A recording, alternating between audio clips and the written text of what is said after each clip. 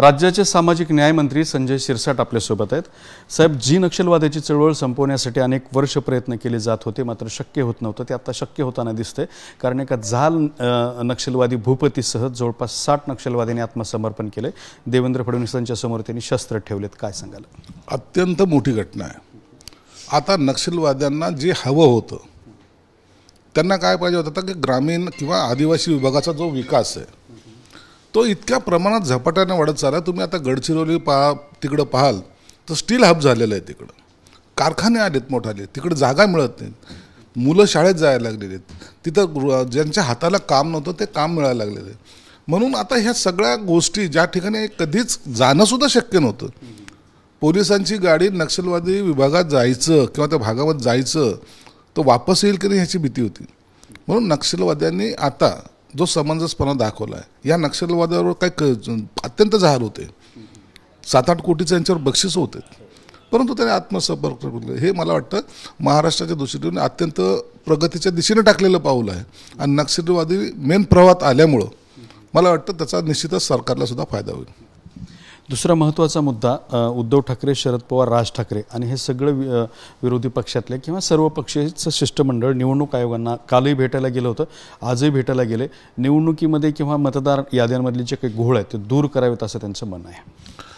लोकशाहीमध्ये हीच खरी प्रक्रिया आहे।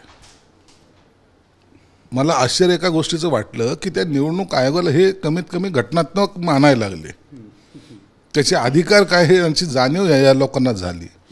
मांडा ना, प्रश्न मांडा, काय योग्य अयोग्य त्याच्यावर तो निर्णय घेतीलच।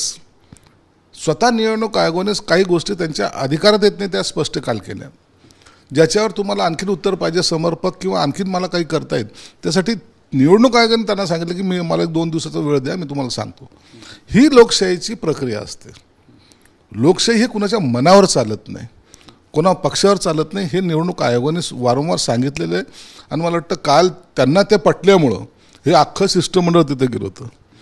या मागण्या करायला म्हणजे मागण्या राहिल्या दुसरीकडं, यांचं एकत्रित करण्याचा फोटो ते त्या ठिकाणी फ्लॅश होत होते। राजन उद्धव तिकडे जात आहेत, हे करतायत। तुम्हाला घटनेच्या चौकटीत राहूनच काम करावं लागेल आणि हे करण्याचं पहिलं पाऊल मला वाटतं त्यांनी टाकलं आहे। याबद्दल त्यांचेच खरं म्हणजे धन्यवाद। यापुढे कोणतीही गोष्ट करताना चौकटीची बाहेर करू नये हे इतर त्यांच्या सहकार्याने त्यांनी सांगितलं तर बरं होईल। त्यांची एक महत्त्वाची मागणी होती कालची की व्हीव्हीपॅट नसेल तर मुंबई महापालिकेची निवडणूक बॅलेट पेपरवर घ्या। त्याच्यावर तो योग्य तो निर्णय निवडणूक आयोगाने घ्यायचा आहे, काय त्यांना योग्य वाटतं तो निर्णय त्यांनी घ्यायचा आहे। चर्चा तर सुरुवात तर झाली, यांची मागणी पुढे तर आली आणि मग याच्यावर चर्चा काय करायची किंवा निर्णय काय घ्यायचा तो निवडणूक आयोग हे इथं जरी असलं तर ते मुख्य निवडणूक आयोगाला विचारून त्याच्यावर चर्चा मसलत करून ते योग्य निर्णय घेतील आणि ते जे काही निर्णय घेतील तो आपल्याला मान्य करावा लागेल, एवढं त्यातलं मतितार्थ आहे। म्हणून काय उद्या निवडणूक आयोग निर्णय घेतं त्याबद्दल आम्ही सुद्धा वाट पाहतोय, पण योग्य निर्णय ते घेतल्यानंतर त्याच्यावर पुन्हा आरोप प्रत्यारोप होऊ नये अशी आमची भूमिका आहे। कालच्या या भेटीमध्ये एक नवीन चित्र मात्र पाहायला मिळालं की अखेर राज ठाकरे काँग्रेसच्या जवळ गेले।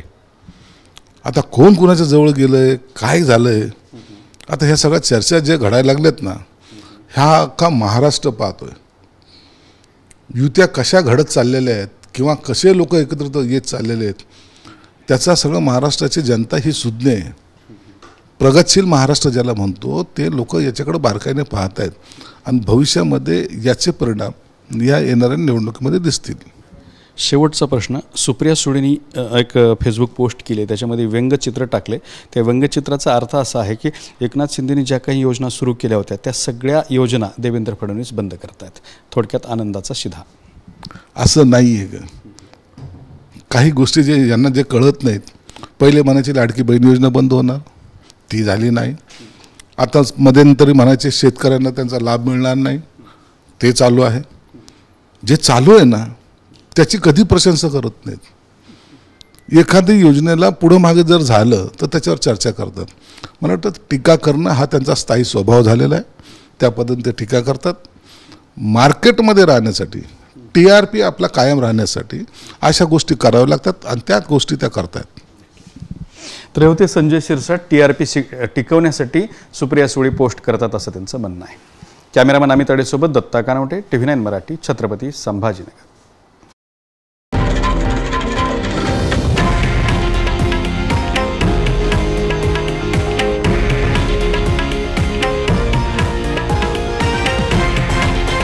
हे आहे देशातील नंबर 1 न्यूज नेटवर्क आणि आपण पाहत आहात TV9 मराठी, एकमेव.